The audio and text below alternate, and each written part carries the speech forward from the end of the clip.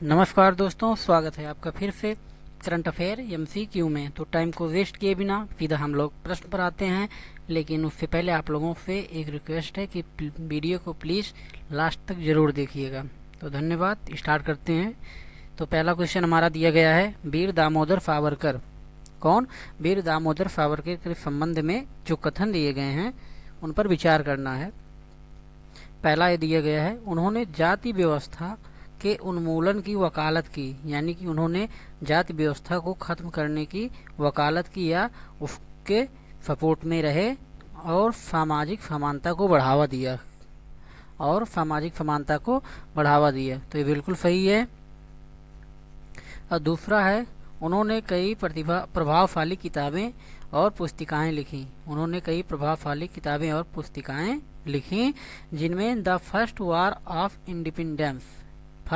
Of independence स्वतंत्रता का प्रथम युद्ध भी शामिल है। तो ये भी सही है। The first war of independent के राइटर भी यही हैं, वीर दामोदर सावरकर जी। तो आपके दोनों ऑप्शन सही हैं। तो बी ऑप्शन में आपका जो सी ऑप्शन है, एक और दो दोनों, यही आपका करेक्ट आंसर है। अब अगला प्रश्न देखते हैं हम लोग। अगला प्रश्न दिया गया है, हुलाक गिब्बन्स के संदर्भ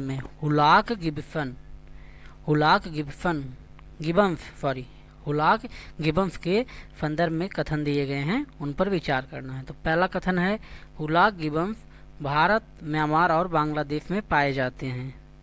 हुलाक गिब्बन्स कहाँ पाए जाते हैं? भारत, म्यांमार और बांग्लादेश। तो ये बिल्कुल सही है। दूसरा है, ये जानवर उष्णकटिबंधीय सदाबहार जंगलों में रहने के लिए जाने जाते हैं, आमतौर पर नदियों के पास पाए जाते हैं। उष्णकटिबंधीय क्षेत्र और सदाबहार वन, यानी जहाँ पे वर्षा भी हो रही हो, तो ये जानवर वहाँ भी पाए जाते हैं। तो ये भी बिल्कुल सही है। और तीसरा है,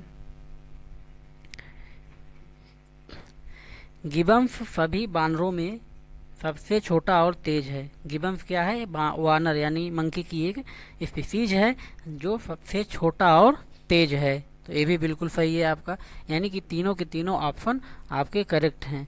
तो ऑप्शन सी आपका सही आंसर है, क्योंकि उसमें सभी तीन सही आंसर दिया गया है। तो अगला प्रश्न हम लोग देखते हैं।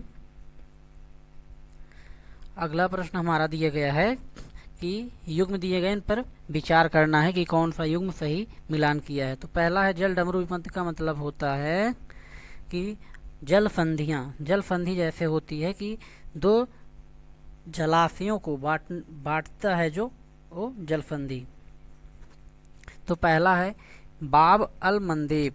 कौन सा? बाब अल मंदेब जल संधि किन किन सागरों के बीच है? तो लाल सागर और अदनान की खाड़ी।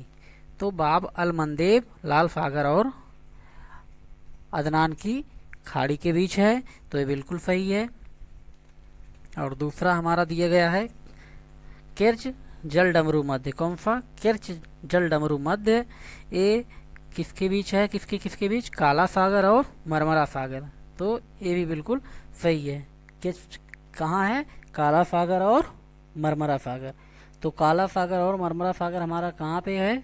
तो ये है हमारा भूमध्य सागर के जस्ट ऊपर है काला सागर, एजीनियन सी, और उसके ऊपर मरमरा सागर। तो काला सागर और मरमरा सागर के बीच में कौन सी जल संधि है हमारी? केर्च जल डमरू मध्य।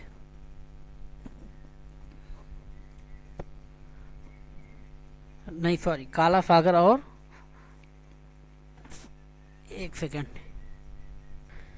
तो हमारा दिया गया है यानी बाब अल मंदेब, ये कहाँ था? लाल सागर और अदनान की खाड़ी के बीच। और दूसरा केर्च जल डमरू मध्य, काला सागर और मरमरा सागर। तो ये मरमरा सागर के बीच में नहीं है, ये है काला सागर, केर्च जल डमरू मध्य, काला सागर और ओजोफी। कौन सा? ओजोफी, जो क्रीमिया के पास है। क्रीमिया के पास क्या? ओजोफी, वहाँ पे है।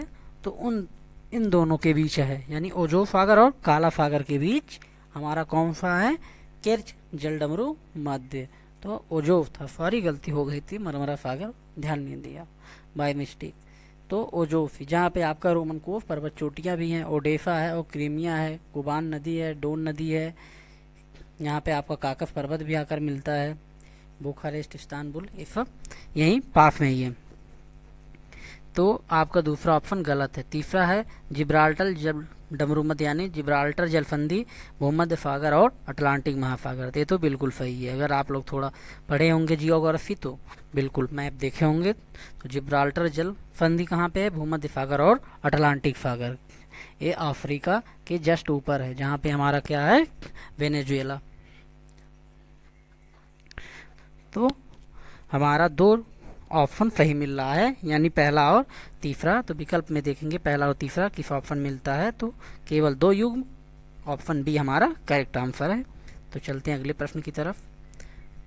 अगला प्रश्न है हमारा, हाल में ही खबरों में रहा बुरा चापोरी वन्यजीव अभयारण्य किस राज्य में स्थित है?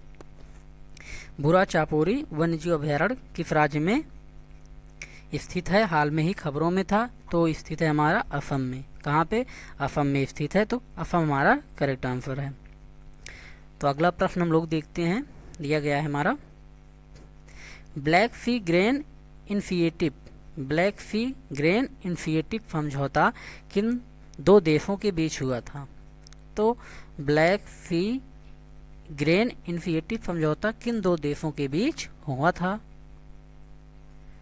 पहला हमारा दिया गया है यूक्रेन और रसिया, दूसरा यूएसए, फ्रांस, या 4 ही ऑप्शन हैं। तो 4 ऑप्शन में से किन 2 देशों के बीच? तो यूक्रेन और रूस, यानी यूक्रेन और रूस के बीच ये समझौता हुआ है। तो ऑप्शन हमारा क्या दिया है? पहला ए में 1 और 2, तो ए ऑप्शन हमारा करेक्ट है। तो अगला प्रश्न हम लोग देखते हैं। अगला प्रश्न हमारा दिया गया है, क्रीमियन कांगो रक्तस्रावी बुखार के संदर्भ में आपको कथन दिए गए हैं, पर विचार करना है। यह है, पहला है, यह एक वायरल रक्तस्रावी बुखार है जो आमतौर पर टिक्स द्वारा फैलता है। तो ये बिल्कुल सही है। किसके द्वारा फैलता है? टिक्स के द्वारा, और ये वायरल रक्तस्रावी बुखार है। दूसरा, लोगों या जानवरों के लिए कोई टीका उपलब्ध नहीं है। तो ये भी ऑप्शन आपका सही है। और तीसरा है, यह अफ्रीका, बाल्कन कंट्री और मध्य यूरोप और एशिया के कुछ स्थानिक हिस्सों में है, जो हिस्से स्थानिक हैं। तो ये भी आपका करेक्ट है। तो अफ्रीका के बाल्कन देशों में, जो आपके बाल्कन कंट्री हैं उनमें, और पूर्व मध्य एशिया के कुछ हिस्सों में। तो आपका सही आंसर होगा सभी 3। तो सभी 3 आपका करेक्ट आंसर है, सभी के सभी सही हैं। तो नेक्स्ट क्वेश्चन देखते हैं हम लोग। नेक्स्ट क्वेश्चन दिया गया, निर्यातक तैयारी सूचकांक ईपीआई एक्सपोर्ट प्रिपेयर इंडेक्सन 2022 के संबंध में कौन सा कथन सही नहीं है? पहला दिया गया हमारा सूचकांक उनके निर्यात के संदर्भ में राज्यों की तत्परता का आकलन करता है। ये सही है आपका, इसमें देना है कि जो नहीं सही है। दूसरा है, यह रिपोर्ट नीति आयोग द्वारा जारी की जाती है। ये भी सही है। तीसरा है, कर्नाटक और तमिलनाडु में निर्यात होने वाले जीआई उत्पादों की संख्या सबसे अधिक है। ये भी सही है। और चौथा है आपका, स्थल अवरुद्ध क्षेत्रों में तेलंगाना इस सूचकांक में शीर्ष पर है। तो ये आपका गलत है। तो यानी ऑप्शन डी आपका सही आंसर है, जो गलत है। तो अगला प्रश्न हम लोग देखते हैं। अगला प्रश्न क्या है? अगला प्रश्न हमारा दिया गया है, गम्बूफिया मछली को मॉस्किटोफिश के नाम से भी जाना जाता है, क्योंकि ये मच्छरों को नियंत्रित करने के लिए बायो कंट्रोल एजेंट के रूप में कार्य करती हैं। यानी कि जो गम्बूफिया मछली है या क्या है? मॉस्किटोफिश है, ये मच्छरों को नियंत्रित करती है। और दूसरा है आपका, गम्बूफिया मछली के संदर्भ में कथन दिए गए थे।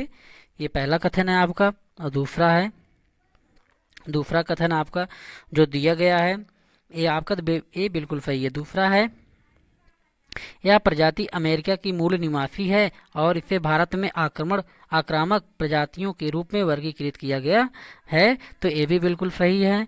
तीसरा है, इसकी प्रजनन क्षमता उच्च होती है। यह ज़्यादातर समुद्री जल में, कभी कभी ताजे और खारे पानी में पाई जाती है, तो ये बिल्कुल गलत है। तो यानी आपके 1 और 2 ऑप्शन सही हैं।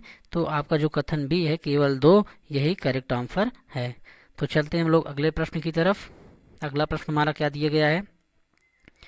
अगला प्रश्न हमारा दिया गया है PM mega integrated textile reason and apparel, यानी पीएम मित्रा जिसे कहते हैं, पीएम मित्रा के संबंध में दिया गया है। तो यह योजना एक ही स्थान पर कताई से लेकर परिधान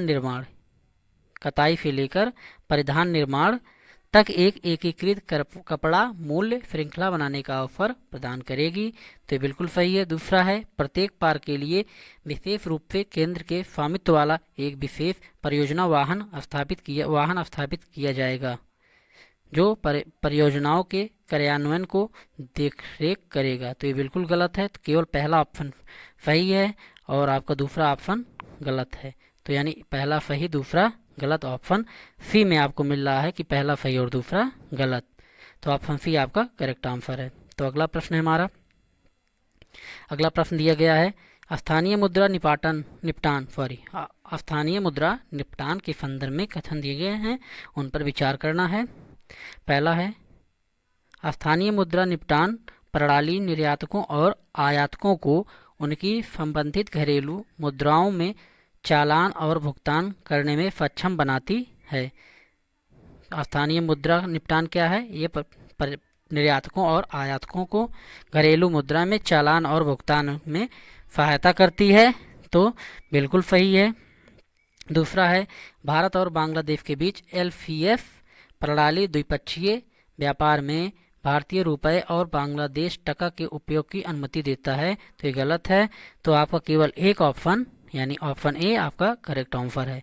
तो दोस्तों आज के लिए इतने क्वेश्चन। अगर वीडियो अच्छी लगे तो प्लीज़ लाइक, सब्सक्राइब और फेवर जरूर करिए और हमसे जुड़े रहिए सभी सिविल सर्विसेज के प्रीलिम्स के MCQ के लिए। तो मिलते हैं कल एक नए वीडियो में। आज के लिए नमस्कार, धन्यवाद।